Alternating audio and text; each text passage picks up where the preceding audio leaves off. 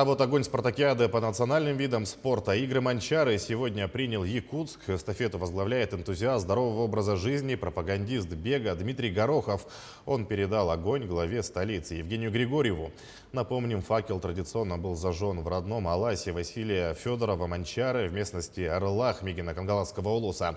Эстафета завершится 7 июля торжественной церемонией открытия спартакиады на стадионе Чипчал в Горном Улусе.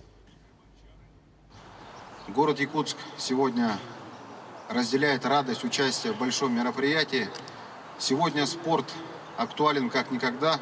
Все те вызовы, которые есть перед нами, проходят благодаря нашей стойкости, а спорт формирует характер и стойкость человека.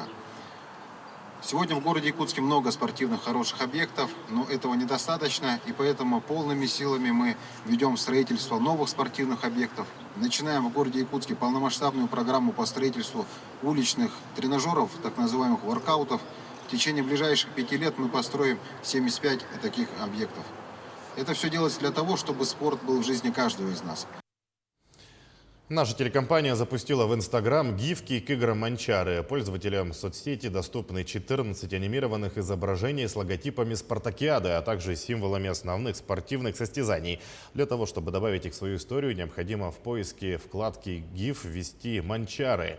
Напомним, спартакиада игры Манчары пройдет с 6 по 11 июля в Бердигистяхе. Телеканалы НВК «Саха», Якутия-24 и «Мамонт» покажут трансляцию церемонии открытия и закрытия, а также соревнования по стрельбе из лука, легкой атлетике, якутским прыжкам, национальному многоборью, масс-рестлингу, борьбе хапсага и конным скачкам.